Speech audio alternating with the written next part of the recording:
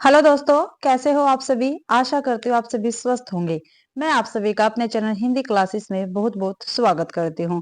तो भाई मैं आज आप सभी के लिए जो एस्टेट पीजीटी का पेपर हुआ था, ठीक है, 30 तारीख को, 30 जुलाई 2025 को, ठीक है, उसकी जो कॉमन हिंदी हुई थी वो मैं लेके आपके पास आई हूँ भाई।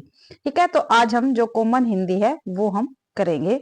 तो आज की क्लास का क्वेश्चन है, पहला क्वेश्चन रहेगा यानी 31वां क्वेश्चन है, निम्नलिखित में से मौन वाचन का उद्देश्य नहीं है।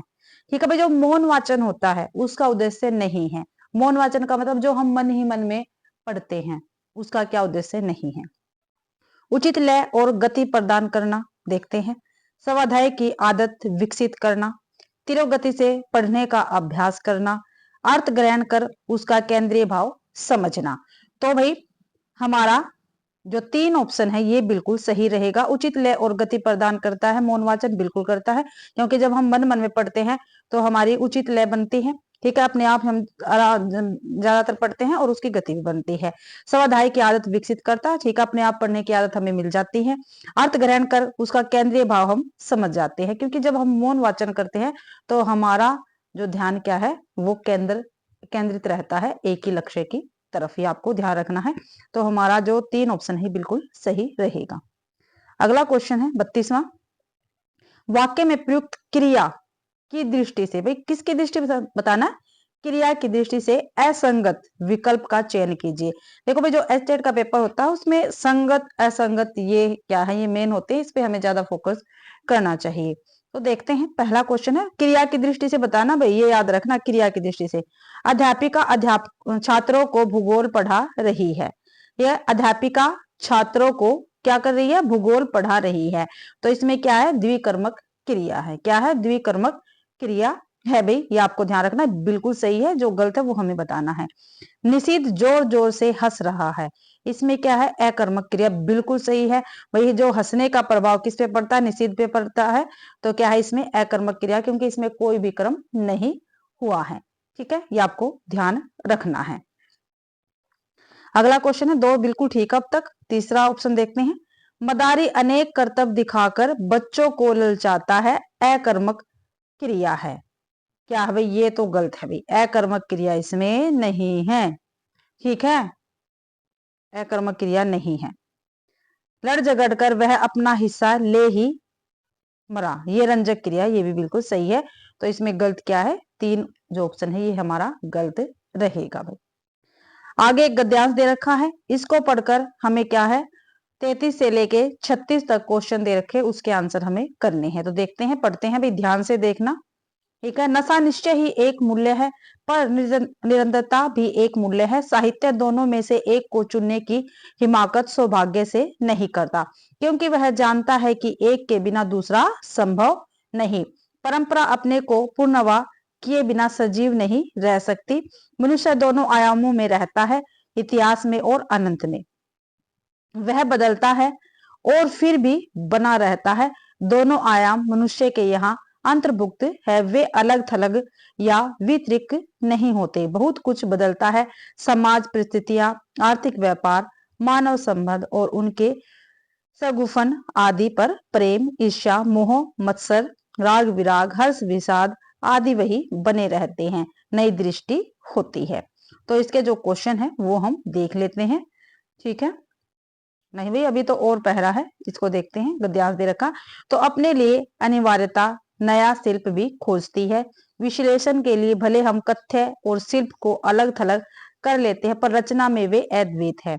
नया अंततः अंततः निरंतरता में समाहित होकर अपनी वैधता पाता है, पर वह निरंतरता को कहीं न कहीं बदल भी देता है। निरंतरता नए के हसेप और उसके समाहार के बाद वही रह जाती है जो पहले थी। हम यह भूल जाते हैं कि आज जो पुराना लगता है वह कभी नया था। बिना समकालीनता के कालातीत नहीं हुआ जा सकता, लेकिन सिर्फ समकालीनता के बारे में बंधे रहकर भी कालातीत नहीं हुआ जा सकता। नया समय को सीधे और उसके बदले हुए ब्योरों में पकड़ने के साहस से उपजाता है। पर अगर वह समय के पार न देख पाए तो टिकाऊ नहीं हो सकता। जो कालातीत है वही हर समय नया होता चलता है। क्या है भाई? जो कालातीत है वही हमेशा क्या होता चलता है? नया होता चलता है। ये आपको ध्यान देता है, ध्यान रखना है, क्योंकि अब गद्यांश से ही हम क्वेश्चन आंसर करेंगे।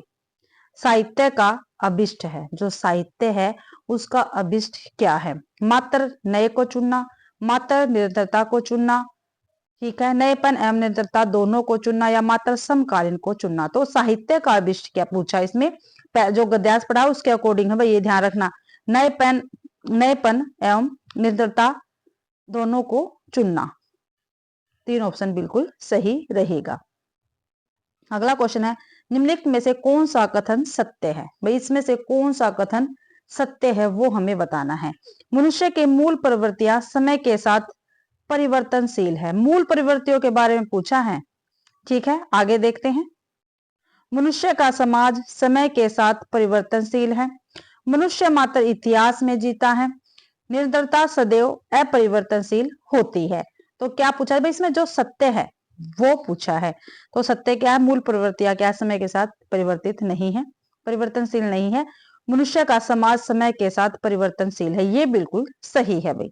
मनुष्य मात्र इतिहास में जीता, ये भी क्या है? गलत है, ठीक है। निरंतरता सदैव अपरिवर्तनशील होती है, ये भी क्या है? गलत है भाई। तो गद्यांश के अकॉर्डिंग अपना 2 ऑप्शन बिल्कुल सही रहेगा। आगे देखते हैं 35वां क्वेश्चन। हाँ जी, ये रहा। कौन सा कथन असत्य है? गद्यांश के अकॉर्डिंग बताना भाई कौन सा कथन क्या है? असत्य है।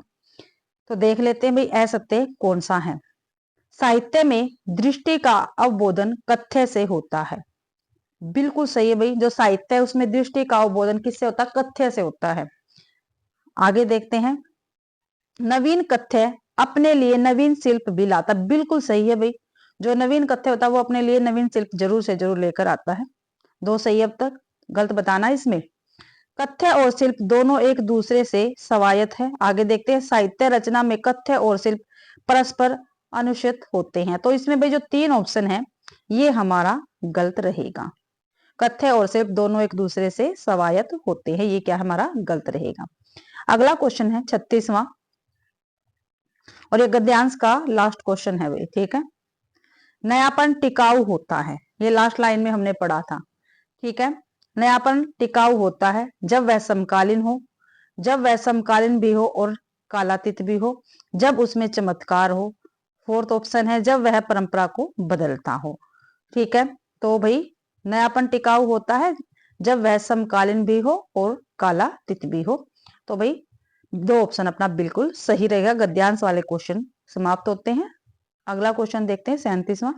प्रत्यय की दृष्टि से जो संगत है यानी जो सही है वो हमें बताना है, ठीक है। जो सही है वो बताना है, ध्यान रखना है। मैथुन सोच राघव में ए प्रत्यय है। फिकेत डकेत लडेत एत प्रत्यय है। नारदीय स्थानीय मानवीय अन्य प्रत्यय है। कोशय सौजन्य कुमारी में ए प्रत्यय है। तो जो भाई सही है वो बताना है। तो देखो फिकेत, अगर हम इसमें से एत प्रत्यय निकालेंगे तो देखो फिक कोई क्या है? शब्द नहीं बनता, ठीक है। डकेत लडेत होते हैं, ठीक है, इसमें इन दोनों में है लेकिन फिकेत में नहीं है। नारदीय स्थानीय मानवीय में तो ए प्रत्यय होगा, अन्य नहीं होगा। कोशय सौजन्य कुमारीय, तो इसमें भी ए प्रत्यय नहीं होगा। तो अपना ए ऑप्शन बिल्कुल सही रहेगा। मैथुन सोच राघव में ए प्रत्यय है, तो अपना ए प्रत्यय बिल्कुल सॉरी ए ऑप्शन, एक ऑप्शन बिल्कुल सही रहेगा भाई। अगला क्वेश्चन है 38वां। किस विकल्प में सार्वनामिक विशेषण का प्रयोग नहीं हुआ है? ठीक है, सार्वनामिक विशेषण, इसको भी सांकेतिक विशेषण भी हम कहते हैं, ठीक है। और आप सभी को पता है ये सांकेतिक या सर्वनामिक विशेषण क्या होते हैं? जो संज्ञा से पहले आने वाले सर्वनाम जो है उनको हम सर्वनामिक विशेषण कहते हैं। क्या भाई? जो संज्ञा से पहले आते हैं उनको सर्वनामिक विशेषण कहते हैं, आपको ध्यान रखना है, ठीक है। तो जो नहीं है वो हमें बताना है। तो जिसने परिश्रम किया वह सफल हो गया। आगे देखते हैं भाई, ये तो सर्वनामिक मुझे लग नहीं रहा, इसमें तो भाई संबंध दिखा रखा है, क्योंकि जिसने परिश्रम किया वह सफल हो गया, तो इसमें संबंध है इसमें। तो आगे देखते हैं, यह पुस्तक किससे मंगवाऊं, तो यह आ गया। ऐसे व्यक्ति पर कभी विश्वास मत करो, तो दोनों सर्वनामिक है। आपके घर से कल कोई नौकर आया था, ये भी सार्वनामिक विशेषण है। जो पहला ऑप्शन है भाई ये क्या है, गलत रहेगा, इसमें सार्वनामिक विशेषण नहीं है। 39वां क्वेश्चन है, संधि की दृष्टि से अनुपयुक्त विकल्प बताना है। ठीक है, अनुपयुक्त यानी जो गलत है वो हमें बताना है संधि की दृष्टि से। तो दैत्यारी, गत्यानुसार, अगन्याश्य, ये यण संधि है भाई, तो ये गलत है, ये यण संधि नहीं है, क्योंकि गत्यानुसार में क्या है, कोई भी संधि नहीं है। आगे देखते हैं, मित्ताहार, विकलांग, भूधर्वे में दीर्घ संधि बिल्कुल सही है। दिग्विजय, अब्ज, वृहन, नेत्र, इसमें व्यंजन संधि बिल्कुल सही है। वयोवृद्ध, प्रोधा, प्रादुर्भूत, इसमें विसर्ग संधि भी बिल्कुल सही है। अगर जिस भी बच्चे को व्याकरण की क्लासें देखनी है तो मेरे चैनल पर प्ले लिस्ट है, ठीक है, पिछले साल की, तो आप वहां पर जाके देख सकते हैं, आपको व्याकरण की क्लासें मिल जाएगी। और मेरी जो शॉर्ट क्लासें है उन क्लासों में आपको एक एक क्वेश्चन की हर एक शॉर्ट क्लास मिलेगी, उसमें मैंने अच्छे प्रकार से करवा रखे है। जो उच्चारण है उसकी क्लास भी उपलब्ध है चैनल पर, संधि की क्लास भी है, उपसर्ग विसर्ग की भी है, काफी क्लासें आपको मिलेगी। तो प्लीज चैनल को विजिट जरूर करें, आपको काफी क्लासें ऐसी मिलेगी जिससे आपका पेपर क्या है, क्लियर हो जाएगा। तो प्लीज चैनल पर जाकर क्लास जरूर देखें। प्लेलिस्ट भी मैंने बना रखी है, अगर किसी भी बच्चे को क्लास ढूंढने में परेशानी होती है तो प्लीज प्लेलिस्ट को जरूर चेक करें। और भाई जो बच्चे अब ऐसे टीजीटी पीजीटी का पेपर दे रखे हैं, तो जो मैंने अब मैराथन 2026 के नाम से प्लेलिस्ट बना रखी है, 2026 के नाम से प्लेलिस्ट है, ठीक है, तो आप उसको जरूर देखें। उसमें मैंने काफी कुछ अभी क्लासेस उसमें प्रोवाइड की है, ठीक है, मैराथन क्लास के जरिए, तो आप उन क्लासों को जरूर देखें भाई। अगला क्वेश्चन है 40वां क्वेश्चन देखते हैं, किस विकल्प में उपसर्ग विभाजन नियम अनुसार है, यानी जो सही है, ठीक है, उपसर्ग का विभाजन क्या है, नियम के अनुसार हुआ है, वो हमें बताना है। तो देख लेते हैं भाई, एक मिनट। 40वां क्वेश्चन है, अपरिग्रह, अप्रोक्ष, अपरण, अप उपसर्ग नहीं है भाई। देखो भाई, इसमें से अप निकाल देंगे तो न बनेगा, तो इसका कोई भी क्या है, शब्द का अर्थ नहीं बनता, ठीक है, तो ये उपसर्ग इसमें गलत है, जो सही है वो बताने हैं। आरण्यक, आवश्यक, आधुनिक, इसमें आ उपसर्ग नहीं है भाई, इन दोनों में तो है, ठीक है, लेकिन आवश्यक में नहीं है। आगे देखते हैं, निशुल्क, निष्पक्ष, निस्वार्थ, इसमें भाई निस उपसर्ग ये बिल्कुल सही है, ठीक है, ये बिल्कुल सही है भाई, ठीक है, निस उपसर्ग है इनमें, ठीक है, निस प्लस में शुल्क, निशुल्क, निस प्लस में पक्ष, निष्पक्ष, निस्वार्थ प्लस में निस प्लस में स्वार्थ, निस्वार्थ भाई, तो इसमें निस उपसर्ग रहेगा। अपने क्वेश्चन का 3 ऑप्शन बिल्कुल सही है। अब जो व्याधि है इसमें वी उपसर्ग नहीं है, क्योंकि व्याधि की देखो हम संधि करते हैं तो वी प्लस में आधी होता है, तो देखो इसकी छोटी वी आई है इसमें। विक्षण, इसमें है भाई वी उपसर्ग, लेकिन एक ही ठीक नहीं होना चाहिए, कंप्लीट होना चाहिए। व्यतिरेक है, इसमें वी प्लस में अतिरेक आएगा, ठीक है, इसमें भी छोटी वाली वी है, ठीक है, ये ध्यान रखना है। तो अपना 40 का 3 ऑप्शन बिल्कुल सही रहेगा भाई। अगला क्वेश्चन है, समास की दृष्टि से संगत, जो संगत है, जो नहीं सही है, वो हमें बताना है। तो देखते हैं भाई कौन सा सही है। चक्षु सर्वा, इतरेतर द्वंद, ये बिल्कुल गलत है भाई। जो चक्षु सर्वा है इसमें क्या है, बहुवीर्य समास होता है। कौन सा होता है, बहुवीर्य समास होता है। आंखों से सुनने वाला क्या है, चक्षु सर्वा, ये क्या है, बहुवीर्य समास इसमें होगा। कौन सा होगा, बहुव्रीहि समास होगा भाई, ये आपको ध्यान रखना। आंखों से सुनने वाला चक्षु सर्वा, और ये किसके लिए प्रयोग में आते हैं, सांप के लिए प्रयोग में आता है भाई। अपाद मस्तक, इसमें बहुवीर्य समास नहीं है। अपाद मस्तक पैर से लेकर सिर तक, अपाद मस्तक होता पैर से लेकर सिर तक, ठीक है, तो इसमें क्या है, अव्ययभाव समास रहेगा अपाद मस्तक में। कौन सा, अव्ययभाव समास रहेगा भाई, ठीक है, ये ध्यान रखना है। जातिगत, ठीक है, जाति का गत, ठीक है, तो इसमें क्या है, यानी जाति को गत या जाति का गत, तो इसमें संबंध तत्पुरुष समास आएगा, अधिकरण नहीं आएगा, संबंध तत्पुरुष समास आएगा भाई, ठीक है। श्रम साध्य, इसमें कर्ण तत्पुरुष समास है और यही हमारा सही ऑप्शन रहेगा, क्योंकि संगत पूछ रखा है, ये तीनों तो गलत है, जो 4 है वो हमारा सही है, ठीक है। श्रम साध्य यानी श्रम से साध्य, ठीक है, श्रम से साध्य, ठीक है, और से विभक्ति किसकी होती है, कर्ण की होती है, ध्यान रखना है, अपना 4 ऑप्शन बिल्कुल सही है। अगला क्वेश्चन है, निम्नलिखित में से अशुद्ध शब्द समूह का चयन कीजिए। जो अशुद्ध शब्द है इसका हमें क्या करना है, चयन करना है भाई, कौन सा इसमें गलत शब्द है। तो सीधा साधा सही है, 78 भी सही है, तो भाई ऊहा पोहो, यही क्या है हमारा गलत शब्द इसमें आ गया, क्योंकि ऊहा पोहो ऐसे लिखा जाता है, ठीक है। तो इसमें गलत पूछ रखा था अशुद्ध, तो पहले ही ऑप्शन में क्या है हमारा, क्या है, ये गलत रहेगा, पहला ही ऑप्शन अपना गलत रहेगा। दशरथी बिल्कुल ठीक है, तत्व बिल्कुल सही है, विद्यार्थी परिषद बिल्कुल सही है, सुधीजन बिल्कुल सही है, प्रेसी सही है, निजीकरण ठीक है। देख लो भैया दोबारा से भी अच्छे प्रकार से शब्द आप इनको देख लेना, क्योंकि शुद्ध अशुद्ध पूछा जाता है पेपर में। वेशा ठीक है, शशिभूषण ठीक है, शक्तिकरण बिल्कुल सही है, तो पहला ही ऑप्शन क्या है हमारा गलत रहेगा। अगला क्वेश्चन है 43वां क्वेश्चन, हिंदी अध्यापक की विशिष्ट विशेषताओं में सम्मिलित नहीं है, ठीक है भाई। हिंदी जो अध्यापक है, जो हिंदी हमें पढ़ाते हैं, उनकी विशेषताओं में जो विशिष्ट विशेषता है उनमें कौन सा सम्मिलित नहीं है, ये हमें बताना है। जो हिंदी अध्यापक है उसको साहित्य का ज्ञान होना चाहिए, बिल्कुल होना चाहिए, बिल्कुल सही है, साहित्य का ज्ञान बिल्कुल सही है भाई, ठीक है। भाषा शिक्षण की विधियों का ज्ञान बिल्कुल होना चाहिए भाई। हिंदी भाषा पर विशिष्ट अधिकार बिल्कुल होना चाहिए भाई, तभी तो वो क्या है बच्चों को हिंदी अच्छी प्रकार से पढ़ा पाएगा। फिर फोर्थ है शिक्षा तथा उपाधियां, ये कोई मान्य नहीं रखता भाई, ठीक है, ये इनकी विशिष्ट विशेषताओं में सम्मिलित नहीं है, तो 43 का 4 ऑप्शन अपना बिल्कुल सही रहेगा। अगला क्वेश्चन है, वर्णों की ध्वनिगत विशेषताओं के संदर्भ में असंगत चुनना है। जो असंगत है यानी जो गलत है वो हमें बताना है भाई।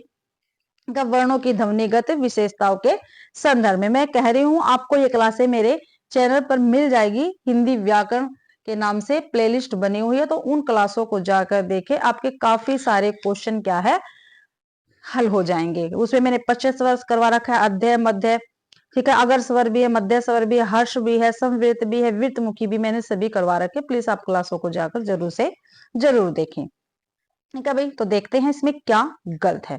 ऊ पश्य स्वर है, संवृत स्वर है, वृत्तमुखी स्वर है, बिल्कुल सही है भाई। जो री है ये अगर स्वर नहीं होता भाई, संवर्त है और वृत्तमुखी भी ये नहीं होता, तो कौन सा होता है, तो ये आवर्ती, जो आवर्ती मुखी है ये होता है भाई री। तो हमारा इसमें गलत पूछ रखा था, तो 2 ऑप्शन क्या है अपना गलत रहेगा, और ये सभी ठीक है। जो ए है ये मध्य स्वर होता है, हर्ष होता है, उदासीन होता है, अपश्य स्वर होता है, विवर्त होता है, और आवृत्ति मुखी होता है भाई, ठीक है, ये आपको ध्यान रखना। 2 ऑप्शन इसमें गलत है और सभी क्या है इसमें सही है। और इस क्लास का लास्ट क्वेश्चन रहेगा भाई, विलोम की दृष्टि से असंगत यानी गलत हमें बताना है। जो गलत है भाई वो ऑप्शन हमें बताना है, इसमें कौन सा ऑप्शन क्या है गलत है। आकृष्ट विकष्ट बिल्कुल ठीक है, आहावन अनाहवन ये गया है गलत है भाई, ठीक है, 2 ऑप्शन गलत और गलत ही इसमें बताना था। कलंकित निष्कलंक बिल्कुल ठीक है, ऐहिक प्रालौकिक बिल्कुल सही है। तो भाई जो आहावन है, आह्वान है, ठीक है, ये क्या है इसका गलत है। इसका फिर सही क्या होगा विलोम, ये भी तो हमें पता होना चाहिए, क्या पता फिर हमसे बाद में पूछ ले। आह्वान किसी को बुलाना, और विसर्जन ठीक है किसी को भेजना, ठीक है, विसर्जन यानी विसर्जन कैसे करते हैं वैसे भी, ठीक है। तो अपना 2 ऑप्शन बिल्कुल सही रहेगा, क्योंकि इसमें गलत पूछा और गलत हमारा 2 है, ये आपको ध्यान रखना है। तो भाई इसी के साथ आज की अपनी क्लास कंप्लीट होती है, ठीक है। आज की क्लास में हमने क्या किया है, जो एस्टेट पीजीटी हिंदी का कॉमन पेपर वो हमने किया है, ठीक है। आशा करती हूँ भैया आप सभी को क्लास पसंद आई होगी। अगर आप सभी को क्लास पसंद आती है तो प्लीज क्लास को ज्यादा से ज्यादा शेयर करें, लाइक करें और कमेंट भी जरूर से जरूर करें भैया, और चैनल को भी सब्सक्राइब जरूर से जरूर करें। आप सभी का क्लास देखने के लिए बहुत बहुत धन्यवाद।